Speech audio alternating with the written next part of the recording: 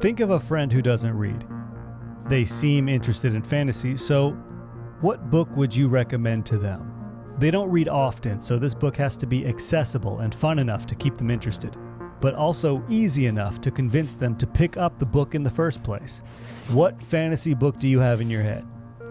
For me, I would give that person Mistborn or Way of Kings. I've read hundreds of fantasy books and short stories, and over I've found there's one name that I recommend to new readers who want to try out fantasy: Brandon Sanderson. I was shocked too, and now I believe, like it or not, Brandon Sanderson writes the best fantasy for a reader new to the genre. There's certainly no wrong answer. People can find their way into the genre any way that works.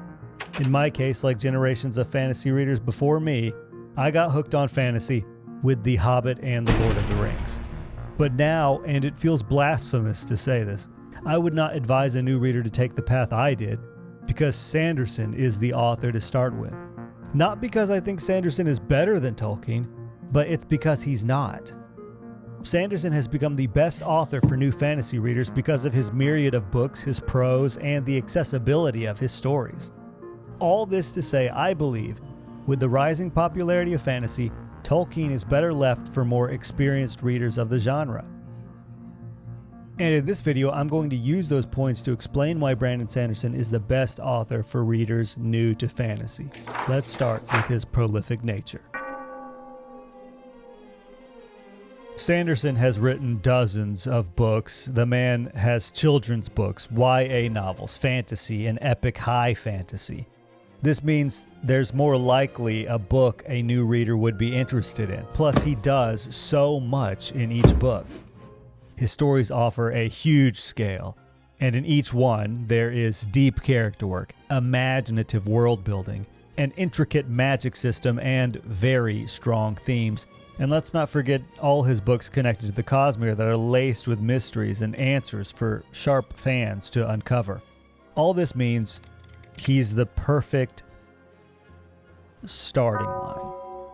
What do I mean by this? As I said before, Sanderson does so much in each of his books in a very accessible way, which means when you finish a Sanderson story, there will be things about that story that you gravitate towards, things that will lead you to your next read.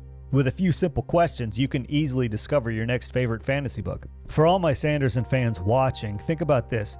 Did you read A Way of Kings and find the politics to be your favorite part? Then you probably loved A Game of Thrones, didn't you? Was it the action in Way of Kings that you liked? Then you're probably a John Gwynne, Abercrombie, Cornwell, or Pierce Brown fan right now. Did you read Mistborn and the magic system fascinated you? Then Lightbringer or Powder Mage probably scratched that itch, didn't it? Was it the sadness of Kaladin's character that you liked? Then boy, did you love Assassin's Apprentice. You get what I'm saying. Sanderson packs a lot in, and yes, 800 to 1,000 page books can be filled with a lot of stuff, but the books in the realm of the Elderlings are long as well, and that author, Robin Hobb, is not known for her action scenes. That's not a knock on Hobb. We come to her for emotional trauma.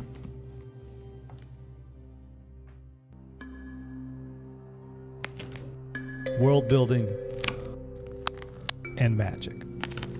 Sanderson's magic is some of the most comprehensible in the genre, and his worlds often work together with his magic, so as you learn one, you're also learning the other. The magic has hard rules, which means you could conceivably learn exactly how it all works if you cared enough. And if there's something you don't get, he's probably a paragraph or two away from explaining it, which makes his worlds and magic easy to visualize and easy to understand. This repetition of Sanderson's magic rules can be seen as a negative for more experienced fantasy readers. But a new reader, who may also be a new fantasy reader at that, it's probably not a negative for them. Yeah, if they read the Stormlight Archive, they could be annoyed with the explanations in Wind and Truth, but if they made it that far into the series, they aren't new to the genre anymore. Sanderson's world building is great too. There is criticism that his worlds are props for the story, and they don't feel as lived in or immersive as other worlds by different authors. And that is valid, but it's that exact trait that keeps his worlds from being overwhelming to new readers. Look at Roshar. There's storms. The rain makes creme. The storms make magic. Only people with mental health issues get to have powers. Bam, you got it. Now look at Wheel of Time. Where would I even begin? There's the one power. It makes men go crazy. Women can use it fine. They're in charge. But the world is screwed up. But not in a sexist way. But this was written in the 90s. But it's about balance. There's Taverin. That's a whole thing. Wait, I forgot to tell you about all the nations and their culture. You see what I'm saying? Have you, as an experienced reader, ever tried to convince someone to read A Song of Ice and Fire using less than 500 words? What about The First Law? What about The Realm of the Elderlings? I'm not even going to ask about Malazan. Sanderson's worlds are accessible because they make it easy to convince someone else to read the book. They are just cool enough and accessible enough that anyone who has already read the book is an expert at being able to market the book to another reader. And a lot of that accessibility is due to his prose. Accessible prose. Sanderson's writing style is straightforward. There's a vocal group that calls his prose a weakness in his writing. However, if you know someone or are someone who needs a more eloquent writing style, then you probably aren't a new reader.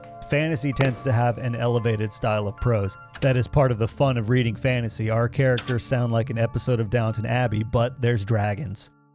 For some readers, sometimes this Regency era-esque language, while fun to watch, can be difficult to read. Take Janny Wirtz, for example, a wonderful writer of amazing books, but her prose requires your attention. And that's not a negative, that's a fact. You're not dropping to ride Hell's Chasm on a friend who hasn't read a book in 5 or 10 years, but you could more easily believe that friend enjoying something like Tress of the Emerald Sea or Mistborn, right? Now, if your friend complains that their life is missing demon sorcery and they consider the way we speak a little provincial, then yes, hand them to Ride Hell's Chasm. But the point is, Sanderson's writing is easy to get into. This is going to sound like an insult, and it's not, but his writing is like Disney-fied, high fantasy. Like the best Disney, you're going to get a well-told story with a lot of feelings that won't make you uncomfortable or offended. It's PG or PG-13. And that leads me to the endings. Sanderson writes some of the best endings in fantasy. 800 pages of build-up leading to 200 pages of revelation after revelation, action set piece after action set piece. The book becomes impossible to put down. Other authors have great endings, Stephen Erickson for one, but not every author offers a total package of accessible prose, easy to understand world building and magic, and a varied offering of stories to try out. All this is why, for me, I would not hand over The Hobbit or Lord of the Rings to someone looking to get into fantasy. Tolkien.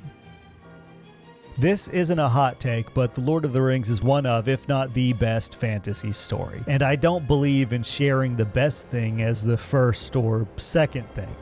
Should it all be downhill from here? Would a new reader even know it's all downhill? I don't know. But for me, The Lord of the Rings was the first fantasy book I read. I liked it, but I didn't come to appreciate it until I had read more fantasy.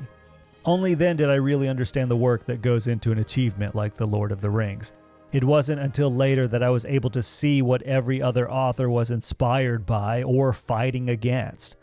It's certainly not a mistake for Lord of the Rings to be someone's first fantasy book. It's been the fantasy gateway drug for generations. But in my mind, all roads lead to Lord of the Rings. I imagine fantasy like a wheel-shaped amusement park. At the entrance is Sanderson, and you bounce off him to another story, then another, but always there at the center is the hub from which all others have spoked off from.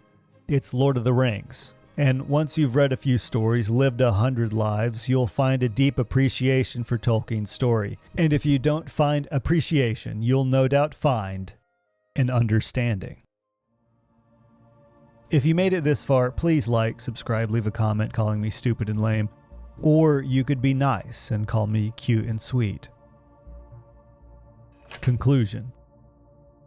While I certainly understand you could technically do this with many fantasy authors, I believe Sanderson's prolific nature, his approachable prose, and his page-turning stories have made him the best author to recommend for new fantasy readers.